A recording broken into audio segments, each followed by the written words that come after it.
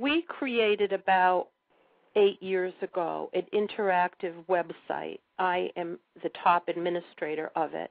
It's a website that people apply to join so that we can keep spammers and people who aren't related to the situation off of the site.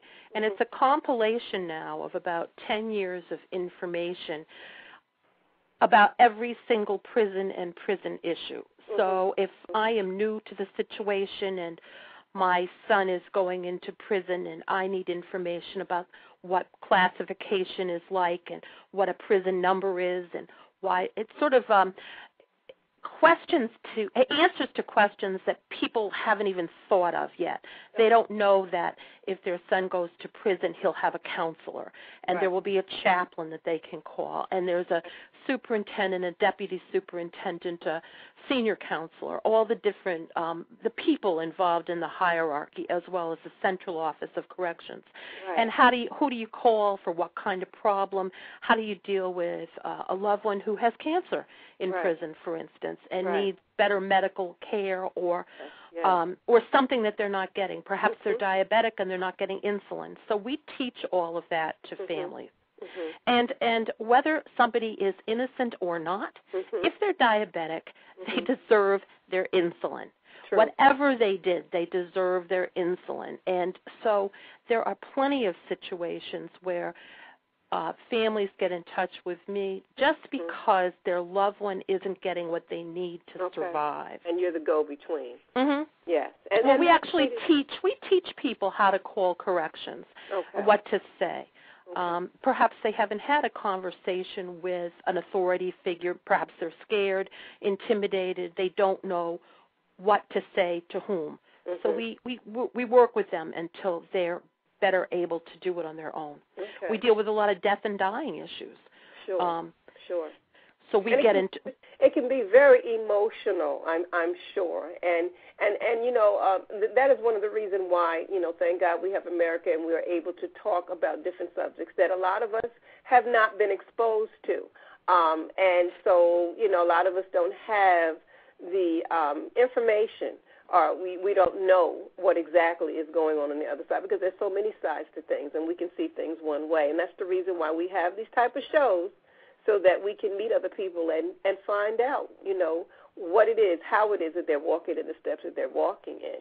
And, Allison, again, you're to be commended. I'm sure there are listeners who would say, well, that couldn't be me. Okay, well, that's fine, and hopefully that isn't you. But if it is you, then you want someone like Allison. You want someone who can be there to show you and tell you which way to go.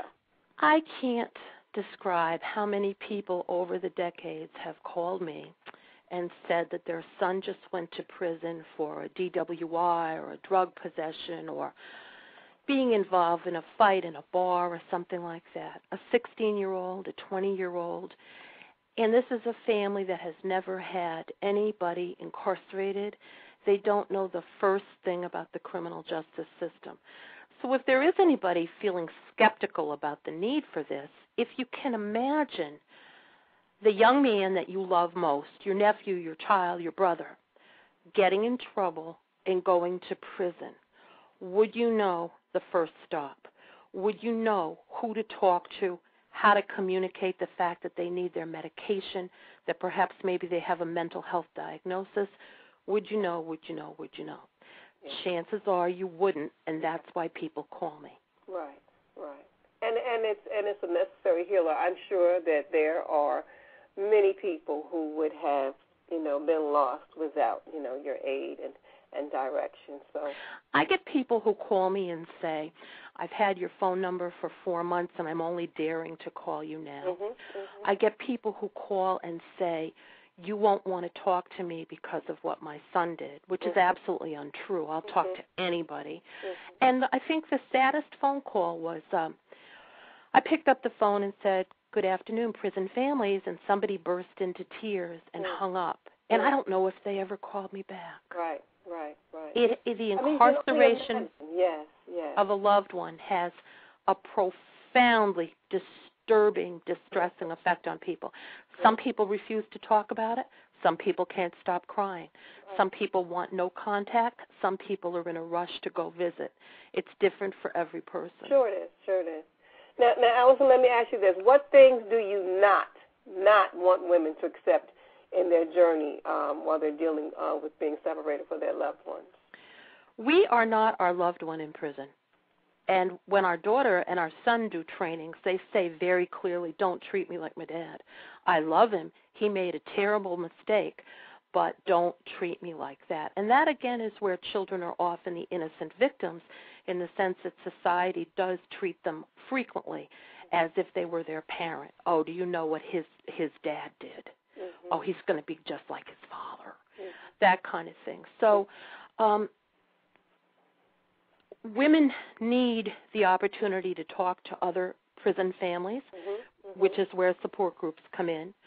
Women, everybody really needs the opportunity to know how they can help to affect pro-family, pro-humanity, pro-community change.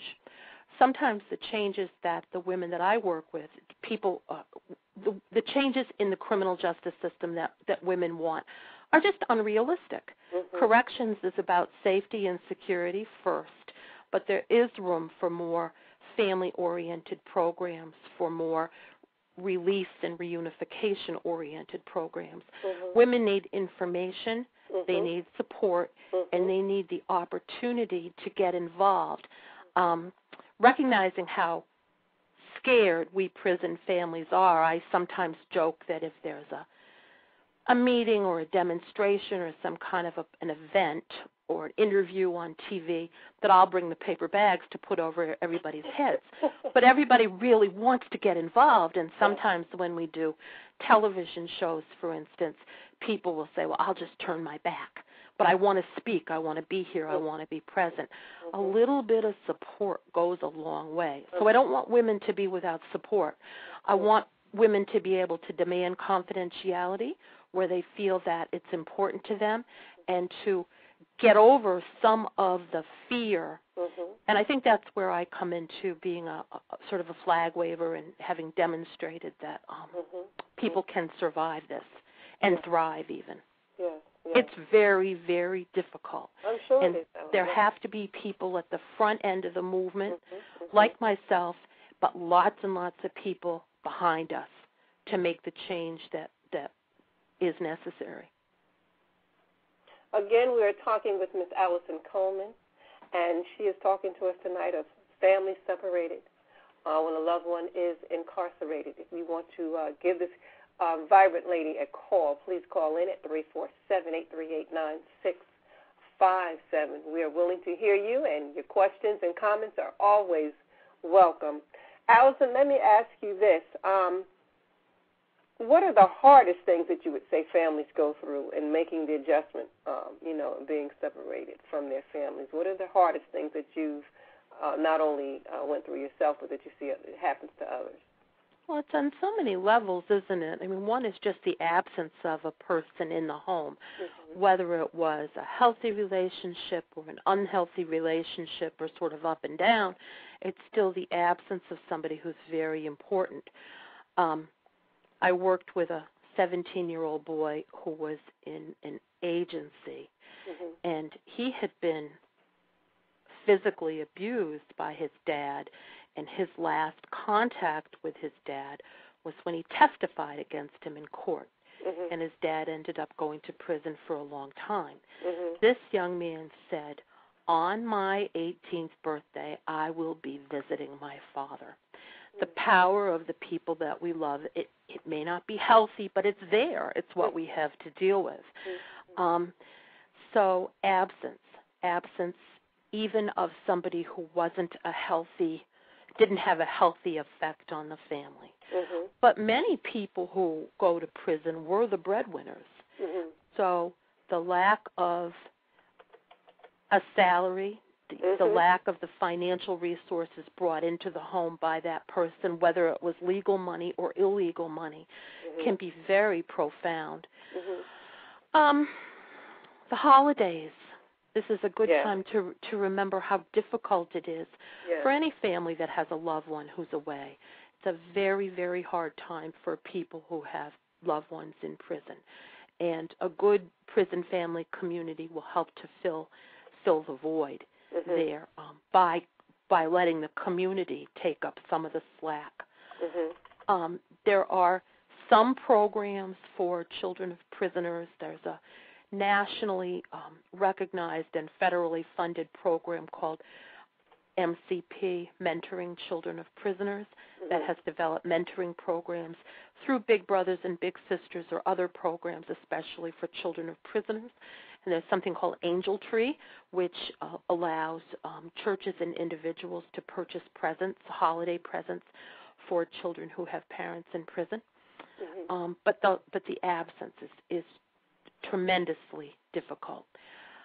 I get people who call and say, I've needed you for the last 10 years. I didn't even know you exist. And I said, well, you're in Albany, which is where I am. Did you ever look in the phone book? Because here we are, P for prison families. And they'll say, no, I never thought to look in the phone book. Then I get other people who call and say, I just found you in the phone book. So often prison families are so overwhelmed by life and living that they don't know where the resources are. They haven't looked. And then some people are probably trying to do it themselves. They don't even realize I need support or just don't know how to ask for it. Exactly. I had a woman who was very involved in our weekly support group for 5 or 6 years while her son did his time. She found us because she was downtown on the windiest day of the year. A piece of paper blew up against her leg, and she tried to kick it off, and she finally reached down and pulled it up and looked at it, and it was our flyer. And she said that she'd been looking for a group for quite a while. So people find us in all different ways, and often they feel that they were led by a divine force to us, and that being involved with our program has sort of saved them.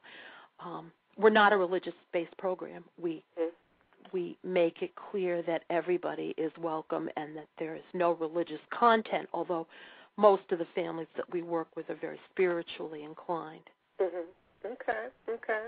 Well, I want to take a minute again to thank everyone that's listening on the phones and in the chat room. We've had quite a few comments. Thank you for coming. Home Biz Radio, Say Games, The Dave Jones Show, The Diamond Show, Twin Loves. I just want to give you a few comments that they're saying in the chat room, Allison, that not every person is bad, and there are some people that do reform, and they reform and rehabilitate themselves.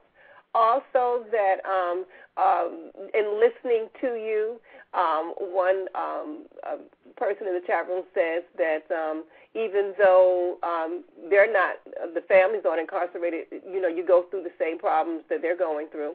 And Twin Love says that you obviously have learned the ways of incarceration. If ever she was in need, she feels you'd be the one that she turned to answer. Oh, that makes me feel so good. You call me anytime.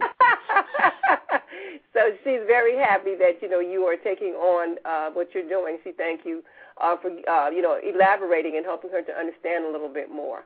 And there's also someone that says they know a few friends who are very hurt by the fact that their parents are in jail. Lost their mother at age 16 on their birthday for life. That's doing life. So you've got a lot of people, as other people are saying, at the Dave Jones Show, people need a second chance. A lot of people who are affected by these things, and like you said, Allison, a lot of people who are scared to even talk about it, to let someone know that they're going through those things. So like I said, this is a series that I'm going to be doing, and we hope to bring you back again so we can elaborate some more, because we're just touching the surface today. Let me ask you, Allison, because you are the founder of this particular organization, do you think, and I think you kind of said so, but I want you to elaborate a little more, do you think that this soul work is part of your life's purpose? Oh, yes. I'm very, very good at what I do. This little piece of life, I'm so good at it. I'm just fantastic. There's so many things I can't do, but God has given me this thing that I can do. I have a lot of recognition on a state level for the work that I've done. I'm often called upon to consult with regard to just policy. How can we change policy to make it more effective?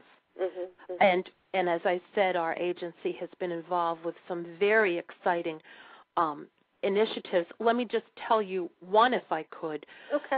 up until about 2.5 years ago, the cost of prison telephone calls was